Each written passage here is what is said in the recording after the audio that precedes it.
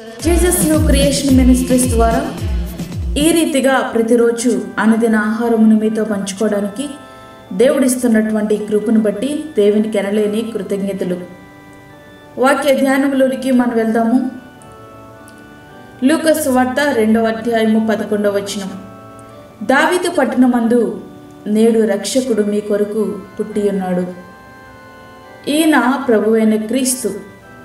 దేవుని నమ్ముకున్నటువంటి మనము ఈ క్రిస్మస్ దినాలలో చాలా సంతోషంగా ఆనందంగా ఉండాలని ప్రతి ఒక్కరూ అనుకుంటారు. అయితే నేటి దినాలలో క్రిస్మస్ దేవునికి అనుకూలంగా జరుగుతుందా? దేవునికి ఇష్టమైన రీతిగా క్రిస్మస్ వేడుకలు చేసుకుంటున్నారా అంటే అది ఒక ప్రశ్నార్థకంగానే మిగిలిపోతుంది. క్రిస్మస్ అంటే క్రీస్తును ఆరాధించడం.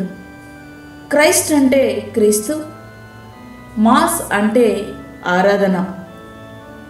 కానీ నేటి క్రిస్మస్ క్రైస్ట్ మాస్లో క్రైస్తు మిస్ అయిపోతున్నాడు.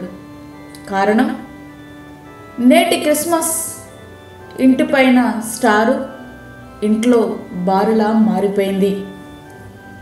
నేటి దినాలలో క్రిస్మస్ ఎలా ఉంది అనంటే, మొదటిగా ఇంటిని శుభ్రపరచుకోవడం, రెండవదిగా ఒంటికి కావలసినటువంటి ఖరీదైన వస్త్రాలు, మూడవదిగా వంటలు వండుకొని తినడం. క్రీస్తు ఆరాధన కాస్త క్రిస్మస్ సెలబ్రేషన్లా మారిపోయాయి. క్రిస్మస్ ఆరాధనలో వేసే డ్యాన్సులు రికార్డింగ్ డ్యాన్స్కు ఎంత మాత్రం తీసిపోవు. అదేంటి అంటే, దావీదు గారు నాట్యము చేయలేదా అంటూ క్లారిఫికేషన్ ఇస్తూ ఉంటారు. దావీదు నాట్యం చేసిన సందర్భం వేరు. నాట్యము చేసిన ఆయన ఒక గ్రూప్ తయారు చేసి స్టెప్పులు నేర్చుకుని నాట్యం చేయలేదు. దావీదు గారు ఆత్మలో పరవశిస్తూ నాట్యం చేశారు. కానీ ఈ నేటి దినాలలో క్రిస్మస్ ఎందుకింత వికృత రూపం దాలుస్తుంది? కారణం ఒకటే, ఆయన జన్మించి 2000 సంవత్సరములు దాటిపోయినా నేటికి మన హృదయాల్లో జన్మించకపోవడమే. ఒకరేమో క్రిస్మస్ చేయకూడదంటారు, మరొకరేమో చేసి తీరాలంటారు. కానీ ఒకటి మాత్రం గుర్తుంచుకోవాలి, దేవునికి దగ్గరయ్యే పని ఏదైనా చెయ్యి, దేవునికి దూరమయ్యే పని ఏది చెయ్యొద్దు. ప్రియ స్నేహితుడా, వాక్యం వింటున్నటువంటి ప్రియమైన దేవుని బిడ్డ, ఇంతకీ ఈ క్రిస్మస్ నిన్ను దేవునికి దగ్గరగా చేస్తుందా లేదా దూరం చేస్తుందా? క్రిస్మస్ అంటే నేటి దినాల్లో క్రీస్తు పేరుతో వ్యాపారమా? అట్లానే ఉంది కదా. ప్రపంచ చరిత్రలో ఎక్కువ వ్యాపారం జరిగేది క్రిస్మస్ దినాల్లోనేనట. క్రిస్మస్ పేరుతో క్రీస్తును ఆరాధించడం మాని క్రీస్తుని అమ్మేసుకుంటున్నారు. ఇస్కరియోతు యూదా క్రీస్తుని 30 వెండి నాణములకు అమ్ముకున్నాడు. కానీ మనమైతే 3 నాణములకే అమ్మేస్తున్నాం. పేరుకు మాత్రమే క్రిస్మస్, కానీ ఆరాధించుకునేది మాత్రం మనకు మనమే. మన టాలెంట్స్ చూపించుకోవడానికి క్రిస్మస్ను ఒక వేదికగా మలుచుకుంటున్నాం. క్రిస్మస్ ఆరాధనలో సినిమా పాటలకు సైతం డాన్స్ చేసే భయంకరమైన స్థితికి దిగజారిపోయాం. ఒక మాటలో చెప్పాలంటే, క్రిస్మస్లో కనీసం క్రిస్మస్ ట్రీకి, క్రిస్మస్ తాతకి ఇచ్చిన ప్రాధాన్యత కూడా క్రీస్తుకు ఇవ్వలేకపోతున్నాం. ఆరాధించాల్సిన దేవుణ్ణే మనం మర్చిపోతున్నాం. దీనికేనా మనం క్రిస్మస్ అని పేరు పెట్టుకున్నది?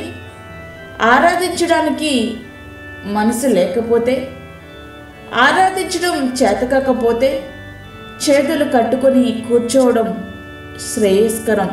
అంతేగాని క్రిస్మస్ పేరుతో ఆయన అద్భుతమైన త్యాగాన్ని, లోకంలో నవ్వులు పాలు చేసే ప్రయత్నం ప్రియ స్నేహితుడా నీవు చేయొద్దు.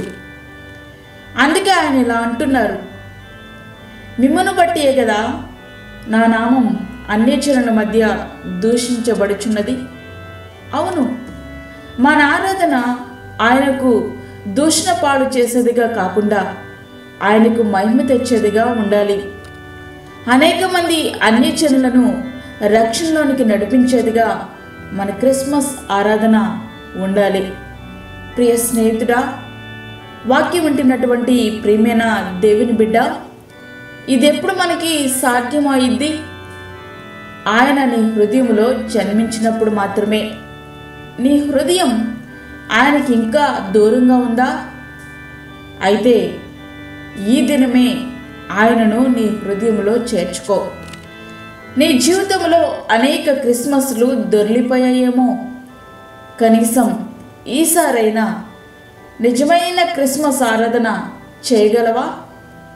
నేడే ప్రియ రక్షకుని మన హృదయంలోకి ఆహ్వానిద్దాం. క్రిస్మస్ తెచ్చే శాంతిని, సమాధానాన్ని అనుభవిద్దాం. ఆ రీతిగా మన జీవితాలు సిద్ధపరచుకుందాం. అట్టి కృప ధన్యత దేవుడు మనకు అనుగ్రహించునుగాక. ఆమేన్. వాక్యమైనటువంటి ప్రియమైన దేవుని బిడ్డలారా, ప్రార్థనలో ఏకీభవించండి. పరిశుద్ధుడైన తండ్రి, ప్రేమగల యేసు ప్రభువా, ఈ సమయంలో శ్రేష్టమైన మరి యొక్క దినం మా జీవితంలో మీరు అనుగ్రహించారు. నీకు వందనాలు. ఈ క్రిస్మస్ దినాలలో నీ నామానికి మహిమకరంగా అనేక మందిని నీ వెలుగులోనికి నడిపించే విధంగా మీ ముందులాగా మాకు సహాయం చేయండి. వాక్యమైన ప్రతి ఒక్కరు కూడా వాక్యానికి విధేయత చూపించుటకు సహాయం చేయండి తండ్రి. నీకు స్తోత్రములయ్యా. బలహీనులుగా ఉన్న వారిని బలపరచండి. అనారోగ్యంతో బాధపడుతున్న నీ బిడ్డలకు కావలసినటువంటి నీ కృపను అనుగ్రహించండి. అప్పుల బాధల్లో ఉండి ఇబ్బంది పడుచున్నటువంటి నీ బిడ్డలను మీరు జ్ఞాపకం చేసుకునండి ప్రభువా.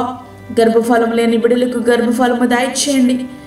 హాస్పిటల్లో అనేక రోగముల చేత మరణ పడకల మీద ఉన్నటువంటి నీ బిడ్డలకు నీ యొక్క స్వస్థతను అనుగ్రహించండి ప్రభువా. నీకు స్తోత్రములు చెల్లించుకుంటున్నాను. కుటుంబ సమస్యలతో ఇబ్బంది పడుచున్నటువంటి నీ బిడ్డలకు కావలసిన ఓదార్పును మీరు అనుగ్రహించండి.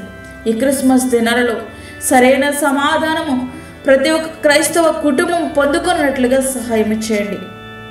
దూరదేశంలో ఉండి వాక్యం వింటున్న నీ బిడ్డలకు కావలసినటువంటి నీ కృపను వారికి అనుగ్రహించండి ప్రభువా. ఈ దినమంతా నీ కాపుదల, నీ సన్నిధి, నీ భద్రత మాకు తోడుగా ఉంచమని యేసు పరిశుద్ధ నామమున అడిగి వేడుకుంటున్నాము తండ్రి. ఆమేన్. ఈ యొక్క వర్తమానములు మీ బంధువులకు, మీ స్నేహితులకు షేర్ చేయండి. దేవుని సేవలో మీరు కూడా పాలిభాగస్తులు కండి. అదేవిధంగా మీ ప్రార్థన అవసరతలు మాకు తెలియచేయండి. మా ఫోన్ నెంబర్ 9177377559. దేవుడు మిమ్మను, మీ కుటుంబమును దీవించునుగాక. ఆమేన్. దేవుని సేవలో మీ సహోదరి అన్నామణి సాల్మన్.